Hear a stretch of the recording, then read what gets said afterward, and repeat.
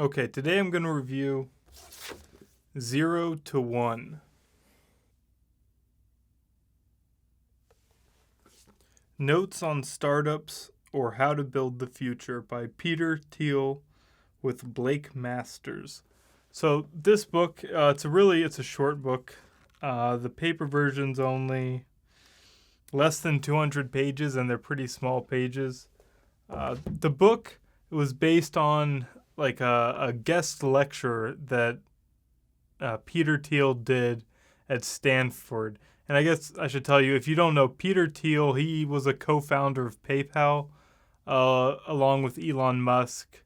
You know, they started PayPal together. I think they were two separate companies. And then in the dot-com bust in the early 1999, 2000, the companies merged together. And I think Elon Musk and Peter Thiel were at competing companies, but then they came together to become what became PayPal, and he made a lot of money with that. And then Peter Thiel, since then, has been a venture capitalist, and he's invested in most of the biggest companies in Silicon Valley. So he's got a lot of credentials as far as startups and technology. And so that's why he was at Stanford doing this guest lecture spot where I guess for a semester he comes in once a week or so, and he will teach whatever he wants to the students. And what Peter Thiel taught was this course on his thoughts on startups and how to invent the future. And some kid in that class apparently took really good notes. The co-author of the book, Blake Masters. And eventually, I guess those notes circulated around the internet. And then Peter Thiel and this kid developed it into a full book. So the book's really, it's kind of sparse and short, but it is straight to the point because it was based on a summary of this class. There's not a lot of fat in this book. It's straight to the, like I said, it's straight to the point. And so while it's short, I didn't feel after I read the book that the book had anything less to say than other books. It's just that it didn't say all the extraneous things, all the stuff you didn't need. It only has this core argument to it. And it's a pretty simple argument, and it's Peter Thiel's thoughts on how you should approach startups. And his main points are competition sucks. You want to be a monopoly, which, I mean, that's easy to say, so that's not that interesting. But he does point out that it's most companies that fail, they'll either go after a really big market and they just can't get any traction in that market, or they go after a market where they're just never going to make any money.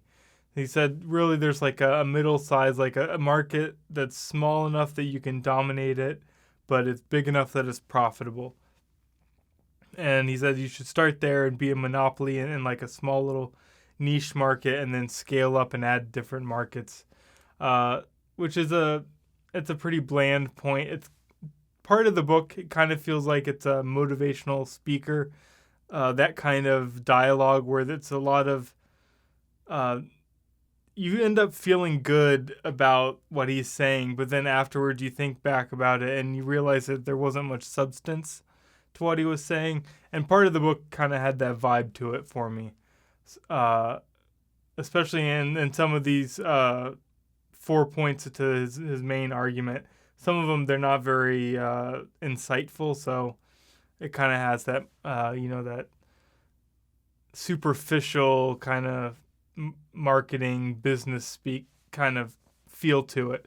But so keep that in mind going forward. But the first point, competition sucks, be a monopoly, start with a niche market, scale up. Then he has this weird point.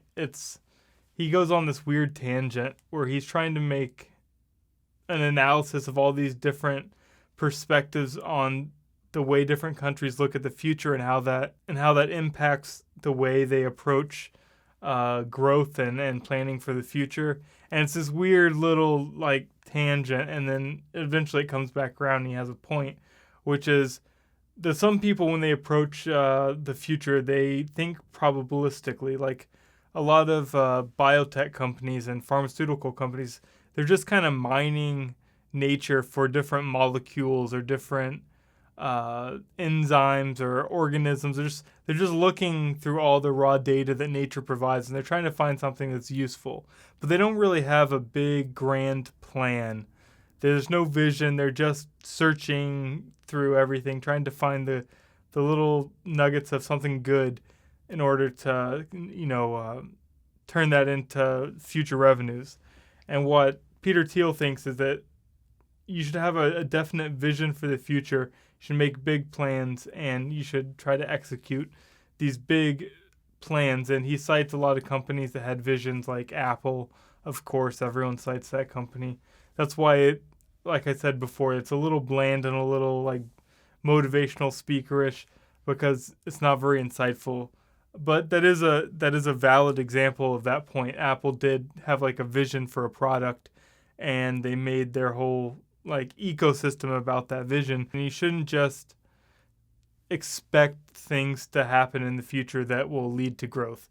You can't just expect to find new investments to make. You can't expect to find new drugs that'll be profitable. You have to think long term and have a vision, have a plan, and kind of be bolder than what a lot of the business or corporate people think about today.